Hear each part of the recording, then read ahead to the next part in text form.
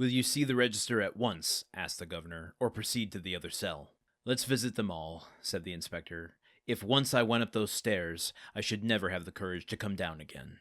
Ah, this one is not like the other, and his madness is less affecting than this one's display of reason. What is his folly? He fancies he possesses an immense treasure.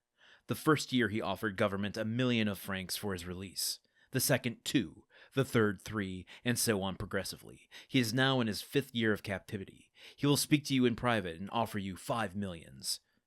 How curious. What is his name? The Abbé Faria. Number 27, said the inspector. It is here. Unlock the door, Antoine. The turnkey obeyed, and the inspector gazed curiously into the chamber of the mad abbé, as the prisoner was usually called. In the center of the cell, in a circle traced with the fragment of plaster detached from the wall, sat a man whose tattered garments scarcely covered him. He was drawing in the circle geometric lines, and seemed as much absorbed in this problem as Archimedes was when the soldier of Marcellus slew him. He did not move at the sound of the door, and continued his calculations until the flash of the torches lighted up with an unwonted glare the somber walls of his cell. Then, raising his head, he perceived with astonishment the number of persons present. He hastily seized the coverlid of his bed and wrapped it round him. Okay, the Abbé Faria has arrived. We heard mention of him early in this book when Dante first arrived at the Chateau d'If. We talked about this a few episodes ago, how the Abbé was the previous tenant of Dante's cell and talked about offering millions and millions of dollars to people to set him free, bribing them. And that has come back up. Now, do we think the Abbé is actually mad here? As they enter, they see him drawing geometric lines in a circle, doing kind of ancient calculations on the ground with a bit of plaster. I mean, it's not for me to judge if someone's mad or not, but I can imagine walking in, having someone told me that someone is mad, and I see this happening, and that the person isn't even really aware that we're entering the room, and he's so engrossed in what he's doing in this. Like, I'm put in mind of like Good Will Hunting, or A Beautiful Mind, some sort of movie or story where a character is so engrossed in mathematics they don't know what's going on around them. And the governor kind of, again, priming the inspector, saying that he's going to offer you money. Just be prepared for that. And he's saying this, I think, with a little bit of amusement, as he had mentioned in a previous episode here, saying that this guy's madness is a little kooky. He was once crying, now he's laughing. He was once thin, and now he's fat. And the governor taking a kind of sick pleasure out of this, and priming the inspector. Like, how do we feel about the inspector? We haven't really asked that yet. He seems, I don't know, I mean, like, bored by his job and going through the motions, yes.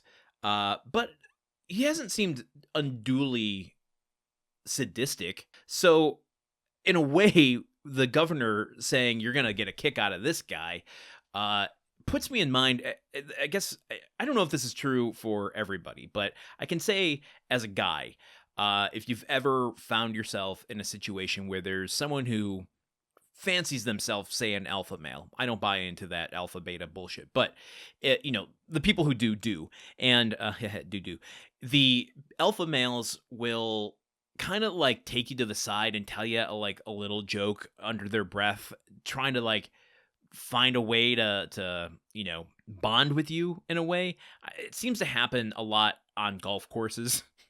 I've experienced. I'm not a big fan of golfing, but I do it every once in a while to bond with my father, and I've done it a lot in my life, and there's just this kind of like, no one else is around, it's just us, we can say what society doesn't want us to say, and it's gross, and I hate it, and the governor is really starting to feel that way for me. But I want to draw another parallel and comparison to Dumas and his start in drama, because we talked in the early chapter, Dante's Wedding Feast, where you had all the different tableaus of people and the guards coming in, and it felt like a stage production.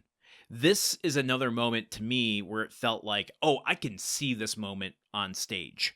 The geometric circle on the ground, the character in the center of it, the observers off to the wing watching the sole prisoner do his thing and commenting upon him. Like, it has a very tableau stage presence to it.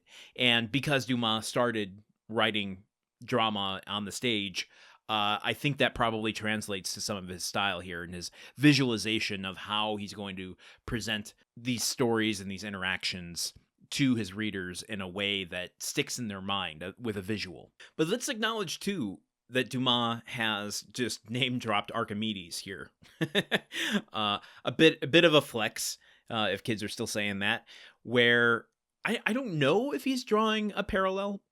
Like, everything we've been told so far about the Abbé is that he's mad, right? There's no indication otherwise. But is Dumas subtly hinting here that maybe he's not?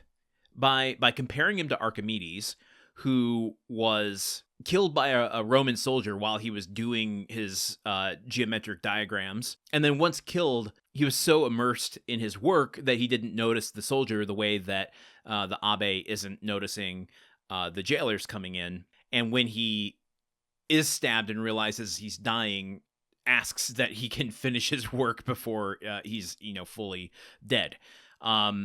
So maybe Dumas is subtly saying that the Abbé might be more than he's cracked up to be. Not just cracked, but more than he's cracked up to be. Who knows? We only have one way to find out, and that's to continue here tomorrow with more of the Count of Monte Cristo, Chapter 14. Until then, okay, goodbye. The Countdown of Monte Cristo is part of the Gruntwork Podcast Network. This show is produced, edited, and hosted by Landon Solano.